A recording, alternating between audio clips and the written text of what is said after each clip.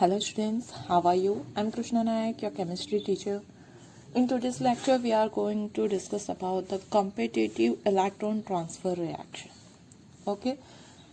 We earlier discussed that कि जो भी redox reaction है उसमें इलेक्ट्रॉन ट्रांसफर होते हैं. Okay? एक एलिमेंट इलेक्ट्रॉन को डोनेट करता है, दूसरा एलिमेंट उस इलेक्ट्रॉन को गेन करता है. मतलब कि रिएक्शन जो है redox reaction, it is a one type of electron transfer reaction. Right.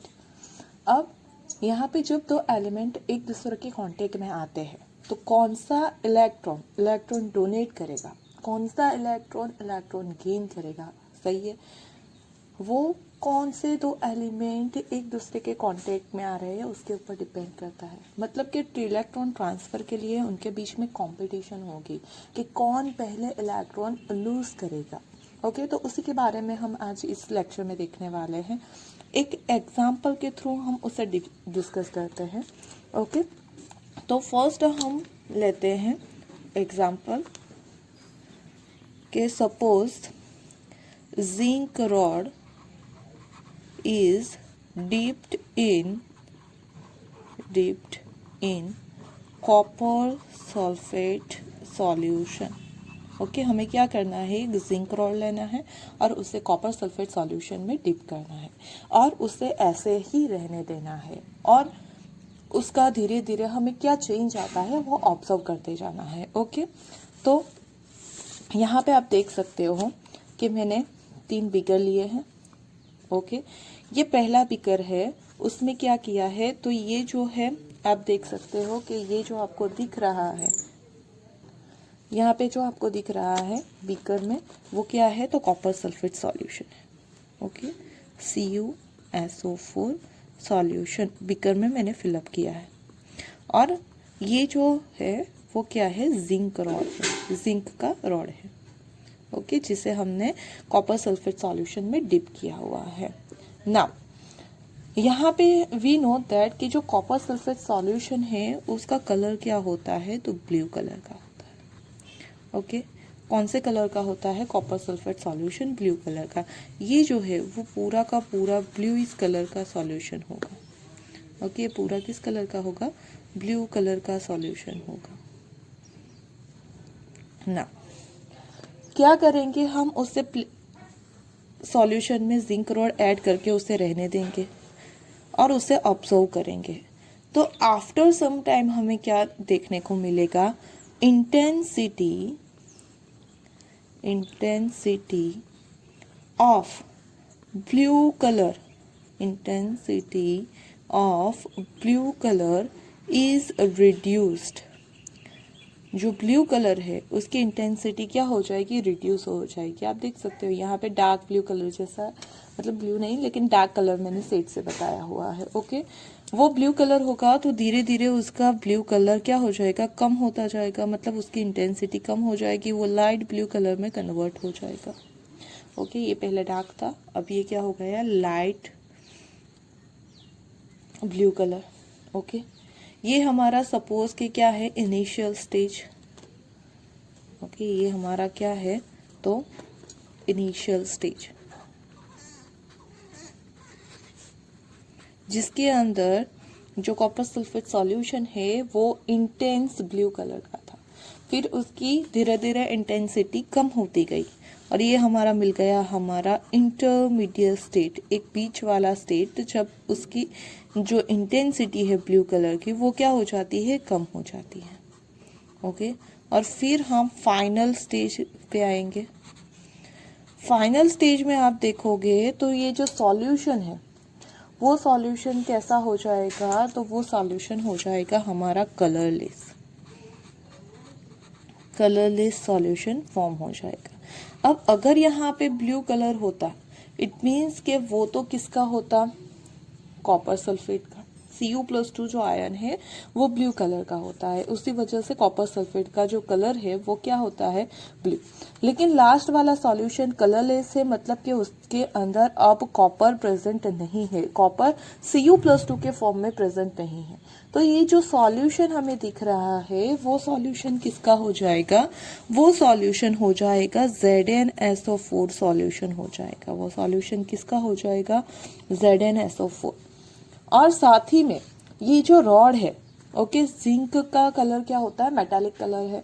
ये जो रॉड है उसका डीप्ड पोर्शन है वो हमें कैसे कलर का दिखेगा, तो रेडिस ब्राउन कलर का दिखेगा। कैसे कलर का दिखेगा, रेडिस ब्राउन। मतलब कि ये यहाँ पे कॉपर क्या हो रहा है, डिपॉजिट हो रहा है, हम ये कह सकते हैं। ओके, तो यहाँ पे हम लिख सकते हैं कि finally Cu+2 is deposited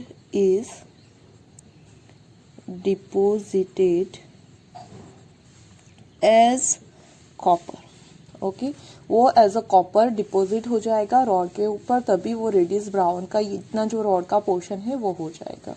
okay, ये पोर्शन कैसा हो जाएगा, तो रेडियस ब्राउन कलर का। वी नो दैट कि कॉपर का कलर होता है रेडियस ब्राउन, तो ये पूरा जो है वो रेडियस ब्राउन कलर का हो जाएगा। ओके, चलो, सॉल्यूशन जो है वो ब्लू कलर का ना रह के अब कैसा हो जाएगा, कलरलेस हो जाएगा। आई बात समझ में?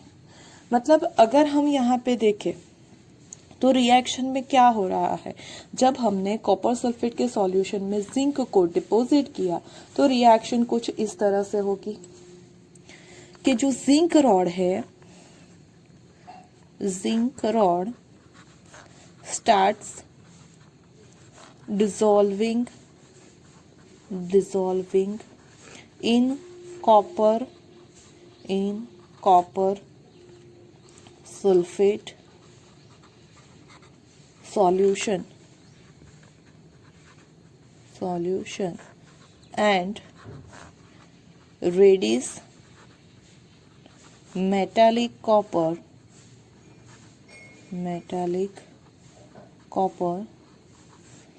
gets deposited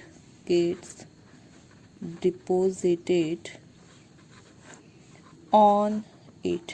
okay, zinc rod dissolve होना स्टार्ट होगा किसके अंदर, कॉपर सल्फेट के सॉल्यूशन के अंदर, और जो कॉपर है यहाँ पे कॉपर सल्फेट Cu+2 वो as a copper metal deposit हो जाएगा रॉड के ऊपर। Okay, so we can say that the reaction between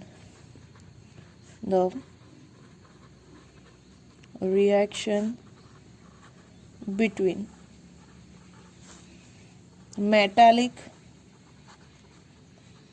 zinc and the aqueous solution of copper sulfate is, उन दोनों के बीच में किस तरह से रिएक्शन होगी, तो रिएक्शन होगी, हमारे पास है ये Zn, कॉपर सल्फेट मतलब कि वो एज अ Cu+2 है, यहाँ पे हम एक्वियस लिख सकते हैं, यहाँ पे हम सॉलिड लिख सकते हैं। अब ड्यूरिंग रिएक्शन ये डिसॉल्व होकर सॉल्यूशन में जा रहा है और वो डिपॉजिट हो रहा है, मतलब यहाँ पे कुछ हमें ऐसे प्रोडक्ट मिलेगी Zn+2 प्लस Cu। ओके, ये सॉल्यूशन में चला जाएगा और ये रॉड के ऊपर डिपॉजिट हो जाएगा। नाउ सी, तो यहाँ पे जिंक जो है उसका ऑक्सीडेशन नंबर 0 है। ओके, वो नेटिव स्टेट में है और कॉपर का +2 है। इन द प्रोडक्ट जो जिंक है वो किस में कन्वर्ट हो रहा है, तो वो 2 इलेक्ट्रॉन डोनेट करेगा और Zn+2 में कन्वर्ट होगा और यहाँ पे ये 0 में आ रहा है। ओके, मतलब हम ये कह सकते हैं कि जो जिंक है, ओके, उसका क्या हो रहा है, तो ऑक्सीडेशन हो रहा है। ओके, जिंक का क्या हो रहा है, ऑक्सीडेशन। किस तरह से ऑक्सीडेशन हो रहा है, तो वो 2 इलेक्ट्रॉन को लॉस करेगा, लॉस ऑफ 2 इलेक्ट्रॉन। ओके, और जो कॉपर है, कॉपर का क्या हो रहा है, तो कॉपर का रिडक्शन हो रहा है।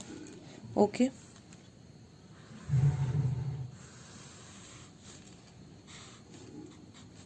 कॉपर का क्या हो रहा है, रिडक्शन। क्यों रिडक्शन हो रहा है, क्योंकि वो ड्यूरिंग रिएक्शन 2 इलेक्ट्रॉन को गेन कर रहा है, गेन ऑफ 2 इलेक्ट्रॉन। ओके, मतलब जब जिंक और कॉपर एक दूसरे के कांटेक्ट में आते हैं तो जिंक अपना इलेक्ट्रॉन डोनेट कर देता है और कॉपर वो इलेक्ट्रॉन गेन कर देता है। ओके, सपोज हम उससे रिवर्स रिएक्शन क्या करें, एज्यूम करें कि हमारे पास जिंक सल्फेट का सॉल्यूशन है। ओके, और उसके अंदर हमने कॉपर रॉड को डिप्ट किया है।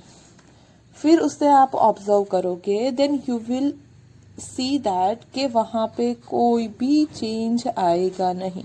मतलब कि जो कॉपर है वो जिंक के सामने अपने इलेक्ट्रॉन लूज करेगा नहीं। ओके, अगर हमारे पास जिंक सल्फेट का सॉल्यूशन है, उसके अंदर हम कॉपर डिपॉजिट करते हैं, तो जो सॉल्यूशन है आफ्टर सम टाइम ब्लू होगा नहीं, मतलब कि कॉपर सॉल्यूशन में जाएगा नहीं, वो Cu में से Cu+2 फॉर्म करेगा नहीं। ओके, मतलब ये वन साइड रिएक्शन पॉसिबल है कि जिंक प्लस Cu+2 वो खुद से हो जाएगा कि जिंक ऑक्सीडाइज होके Zn+2 में चला जाएगा और कॉपर रिड्यूस होके कॉपर मेटल में कन्वर्ट हो जाएगा। But if we have copper sulphate zinc sulphate solution and we dip the copper metal rod, then वो रिएक्शन कैरिड आउट होगी नहीं कि यहाँ से Cu+2 और Zn फॉर्म नहीं होगा। ओके, एक दूसरा एग्जांपल है कि उससे समझने की ट्राई करते हैं। ओके, हमें क्या करना है, we have to dip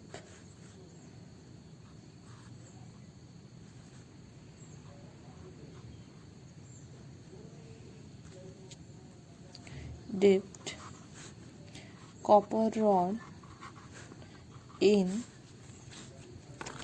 silver nitrate solution.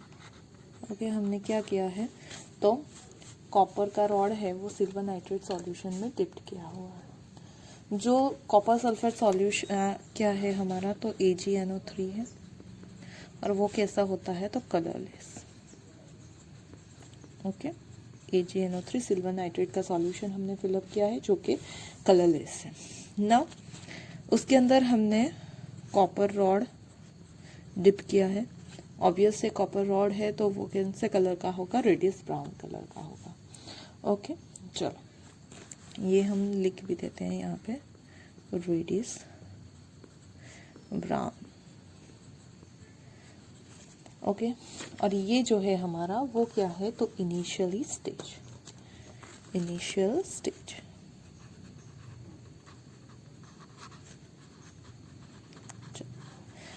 अब उसे ऑब्जर्व करना है हमें। आफ्टर सम टाइम अगर हम ऑब्जर्व करते हैं तो ये हमारा हो जाएगा इंटरमीडिएट स्टेट,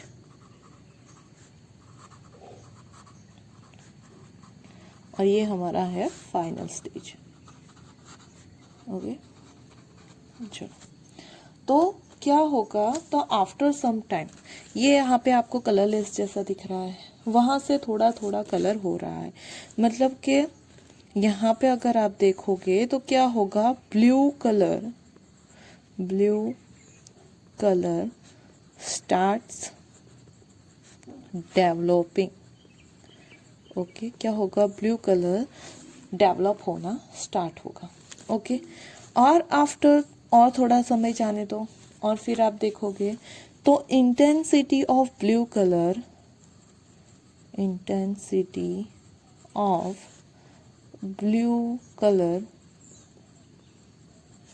increases। ओके, पहले हमने देखा ओके फर्स्ट एक्सपेरिमेंट के, अगर हमने जिंक सल्फेट का कलरलेस सॉल्यूशन लिया है और उसके अंदर कॉपर रॉड को हमने डिप्ट किया तो यहाँ पे कोई भी रिएक्शन नहीं होगी। लेकिन अगर हम जिंक सल्फेट की जगह यहाँ पे सिल्वर नाइट्रेट का सॉल्यूशन लेते हैं और उसमें कॉपर रॉड को डिप्ट करते हैं तो after some time we can observe that कि यहाँ पे ब्लू कलर का सॉल्यूशन फॉर्म होने लगेगा। ओके, और ये जो रॉड है वो क्या हो जाएगा, तो सिल्वर कलर का हो जाएगा। मतलब कि यहाँ पे जो Ag है वो क्या हो रहा है, डिपॉजिट हो रहा है। Okay, Ag deposits on the rod. Okay, और ये सॉल्यूशन अब किसका हो गया है, तो CuSO4 का, मतलब उसका कलर कौन सा हो गया, ब्लू कलर हो गया। तो यहाँ पे हम ये कह सकते हैं कि जब हम कॉपर के रॉड को सिल्वर नाइट्रेट के अंदर हम प्लेस कर रहे हैं तो रिएक्शन किस तरह से होगी, तो रिएक्शन कुछ इस तरह से होगी कि हमारे पास था कॉपर और AgNO3, मतलब यहाँ पे Ag plus. Okay, after some time क्या होगा, तो ये जो कॉपर है वो सॉल्यूशन में चला जाएगा, मतलब यहाँ पे Cu+2 के फॉर्म में आ जाएगा। और जब भी Cu+2 के फॉर्म में आता है तभी वो ब्लू कलर क्या करता है, शो करता है। जब भी कॉपर Cu+2 के फॉर्म में होगा तब भी वो ब्लू कलर शो करेगा, मतलब यहाँ से कॉपर में से वो copper+2 में कन्वर्ट हो रहा है। और ये जो Ag+ है वो Ag में, Ag सिल्वर मेटल में कन्वर्ट होगा तभी उसका सिल्वर कलर, यहाँ पे सिल्वर मेटालिक कलर हमें दिखाई देगा। मतलब पहले कॉपर सॉलिड था, फिर वो सॉल्यूशन में चला गया। सिल्वर पहले सॉल्यूशन में था जो रॉड के ऊपर डिपॉजिट हो गया ना। यहाँ पे ऑक्सीडेशन स्टेट देखो तो कॉपर का 0 है और यहाँ पे +2 है। सिल्वर का पहले +1 था और यहाँ पे हो गया 0। मीन्स के ड्यूरिंग रिएक्शन क्या हो रहा है, तो कॉपर जो है वो ऑक्सीडेशन कॉपर का हो रहा है। ओके, उसका ऑक्सीडेशन स्टेट बढ़ रहा है, वो ऑक्सीडेशन हो रहा है। उसका कैसे ऑक्सीडेशन हो रहा है, तो by loss of 2 electron, by loss of 2 electron. अब देखो हमने ये पढ़ा है बैलेंसिंग में कि जब भी जितने इलेक्ट्रॉन लॉस होते हैं उतने ही गेन होते हैं। यहाँ पे सिल्वर एक ही गेन कर रहा है तो यहाँ पे हम उससे बैलेंस कर देते हैं। ओके, तो ये हो गया हमारा बैलेंसर इक्वेशन ना। हम यहाँ पे अब कह सकते हैं कि जो सिल्वर है वो रिड्यूस हो रहा है। ओके, सिल्वर क्या हो रहा है, उसका रिडक्शन। एक सिल्वर 1 इलेक्ट्रॉन को गेन कर रहा है, 2 सिल्वर 2 इलेक्ट्रॉन को गेन करेंगे, मतलब gain of 2 electron, gain of 1 × 2 electron. Okay, एक सिल्वर का एक, ये 2 सिल्वर है तो मल्टीप्लाई बाय 2 किया तो टोटल 2 इलेक्ट्रॉन को वो क्या करेगा, गेन करेगा। ओके, मतलब जब कॉपर और यहाँ पे Zn+2 थे तो वो रिएक्शन पॉसिबल नहीं थी कि कॉपर जो है वो Zn के सामने अपने इलेक्ट्रॉन लूज नहीं कर सकता था, कॉपर जिंक को रिड्यूस नहीं कर सकता था। ओके, लेकिन जो कॉपर है वो सिल्वर को रिड्यूस कर सकता है। ओके, सही है। मतलब हम ये एक्सपेरिमेंट के ऊपर से ये कह सकते हैं कि the results of experiment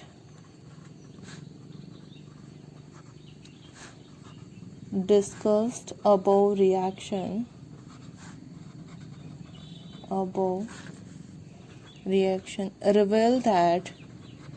reveal that zinc release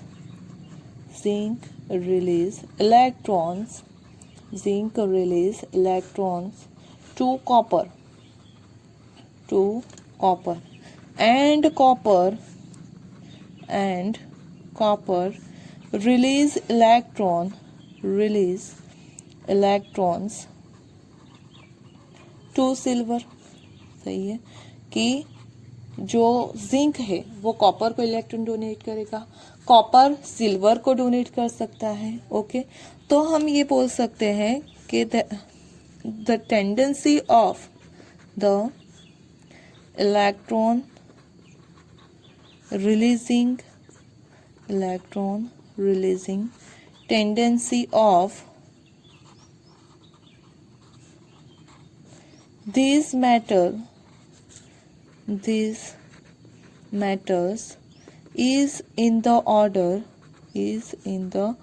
order और वो ऑर्डर क्या हो जाएगा, यहाँ पे ऑर्डर हो जाएगा, जिंक सबसे इजीली इलेक्ट्रॉन डोनेट करेगा, फिर कॉपर, फिर Ag। ये तो हमने 3 एक्सपेरिमेंट के थ्रू देखा, तो हमें पता चला कि जिंक सबसे ज़्यादा इजीली इलेक्ट्रॉन को डोनेट करेगा, लेकिन हमारे पास तो बहुत ज़्यादा क्या है, तो बहुत सारी मेटल्स हैं, तो हम उसकी भी ऐसे सीरीज फाइंड आउट कर सकते हैं और उसे बोलते हैं रिएक्टिविटी सीरीज। ओके, उसे क्या बोलते हैं, reactivity series.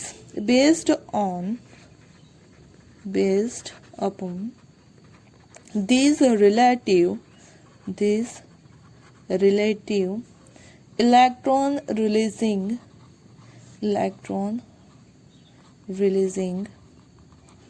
tendency, metals have been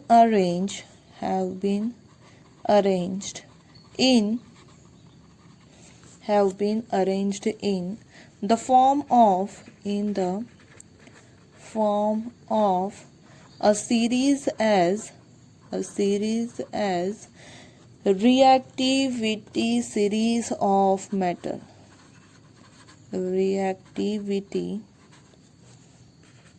series of matter. Okay, और ये जो सीरीज है रिएक्टिविटी सीरीज, वो एक्सपेरिमेंटली फाइंड आउट की गई है। ओके, वो एक्सपेरिमेंटली फाइंड आउट की गई है। देख लेते हैं हम series, reactivity series of metal. ये जो सीरीज है वो हाइड्रोजन के कंपैरिजन में सारी फाइंड आउट की गई है। सबसे मोस्ट रिएक्टिव कौन है, तो potassium, beryllium, sodium, calcium, magnesium, aluminium, zinc, chromium, एफी, cobalt, nickel, lead, hydrogen, copper, फिर सिल्वर और फिर लास्ट में गोल्ड। यहाँ पे अगर आप देखोगे तो जो पोटेशियम है वो फर्स्ट में है, मतलब कि मोस्ट रिएक्टिव मेटल है। मोस्ट रिएक्टिव मतलब किसी भी मेटल के कांटेक्ट में आएगी तो तुरंत वो K से K+ फॉर्म कर देगा। और ये जो गोल्ड है, ओके, वो क्या है, तो लीस्ट रिएक्टिव है, किसी के भी कांटेक्ट में आएगा फिर भी वो एज अ गोल्ड ही रहेगा। ओके, मतलब अगर आप यहाँ पे लेफ्ट टू राइट जा रहे हो तो जो इलेक्ट्रॉन डोनेट करने की टेंडेंसी है वो क्या होगी, डिक्रीज होगी। Tendency to donate electron will be decreases. Okay, tendency to donate और release electron is decreases from left to right. Okay, ये टेंडेंसी इस तरह से जाएगी। और ये जो आप हाइड्रोजन देख रहे हो वो हाइड्रोजन क्या है, तो रेफरेंस एलिमेंट है। रेफरेंस उसे लेके ये सारे जो एलिमेंट है उसकी रिएक्टिविटी को मेजर किया गया है। ये सिर्फ हमने रिएक्टिविटी सीरीज ऑफ मेटल लिखी, इसलिए यहाँ पे सिर्फ मैंने मेटल को मेंशन किया है। ये जो सीरीज है उसमें सारे एलिमेंट को भी हम मेंशन कर सकते हैं। ओके, आपकी नॉन मेटल्स को भी यहाँ पे हम मेंशन कर सकते हैं। और वो सारे जो है उसकी रिएक्टिविटी वो किसके अकॉर्डिंग है, तो हाइड्रोजन के रेफरेंस में है। ओके, जब भी आपको कोई भी मेटल दी गई हो तो हमेशा याद रखो कि जो भी यहाँ पे लेफ्ट हैंड साइड में होगी, ओके, यहाँ पे जिसकी रिएक्टिविटी ज्यादा होगी वो दूसरे को यहाँ पे क्या कर सकती है, इलेक्ट्रॉन डोनेट कर सकती है। मतलब कि अगर यहाँ पे मैग्नीशियम, ओके, यहाँ पे मैग्नीशियम एंड एल्यूमिनियम दो है हमारे पास एलिमेंट, तो ऑलवेज यहाँ पे रिएक्शन क्या होगी, तो मैग्नीशियम की जो रिएक्टिविटी है वो ज्यादा है, तो वो ऑलवेज जो है वो Mg में से Mg+2 में ही फॉर्म होगी और वो एल्यूमिनियम को +3 से Al में से ही कन्वर्ट करेगा। मतलब मैग्नीशियम का ऑक्सीडेशन होगा और एल्यूमिनियम का रिडक्शन होगा। ओके, आप ये बोल सकते हो कि यहाँ पे जो भी मेटल लेफ्ट हैंड साइड में होगी हमने लिखी है उसमें वो दूसरे को रिड्यूस करेगी। वो दूसरे को क्या करेगी, रिड्यूस करेगी, मतलब उसका रिड्यूसिंग पावर पोटेशियम का सबसे ज़्यादा है। वो किसी के भी साथ कांटेक्ट में आने से तुरंत ही K+ फॉर्म कर देगी, एक इलेक्ट्रॉन डोनेट करेगी, वो इलेक्ट्रॉन दूसरा गेन करेगा, मतलब दूसरे को वो इजीली रिड्यूस कर सकती है। तो ये जो है वो सीरीज रेफरेंस किसे लेके तैयार की गई है, हाइड्रोजन को। और इस तरह से जब भी दो एलिमेंट है तो उसके बीच में कंपटीशन होगी कि इलेक्ट्रॉन इजीली रिलीज कौन करेगा, और ये पूरा डेटा एक्सपेरिमेंटली तैयार किया गया है। ओके, तो आज हमने ये देख लिया competitive electron transfer reaction in the metals. Okay, जब भी दो मेटल होगी तो कौन इलेक्ट्रॉन ट्रांसफर करेगा, कौन से रिएक्शन पॉसिबल है, वो आप यहाँ से फाइंड आउट कर सकते हो। सही है, जैसे कि हमने देखा कि स्टार्टिंग की रिएक्शन में अगर हमारे पास है Zn प्लस Cu+2, तो उसमें से Zn+2 एंड Cu पॉसिबल है रिएक्शन। लेकिन अगर हमारे पास Zn+2 और कॉपर है तो ये रिएक्शन पॉसिबल नहीं है। ओके, तो ये कहाँ से हमने आइडेंटिफाई किया, उसकी रिएक्टिविटी सीरीज के ऊपर से। देखो Zn जो है वो यहाँ पे है और Cu यहाँ पे है, मतलब बहुत ज़्यादा इसकी इलेक्ट्रॉन डोनेट करने की टेंडेंसी जिंक की बहुत ही ज़्यादा है, तभी वो ही इलेक्ट्रॉन डोनेट करेगा, कभी कॉपर डोनेट नहीं करेगा जिंक के सामने। लेकिन अगर Cu और Ag है तो Cu Ag के सामने इलेक्ट्रॉन रिलीज कर सकता है। ओके, तो ये हमारा हो गया competitive electron transfer reaction. Hope you understand about this. Thank you for watching this video.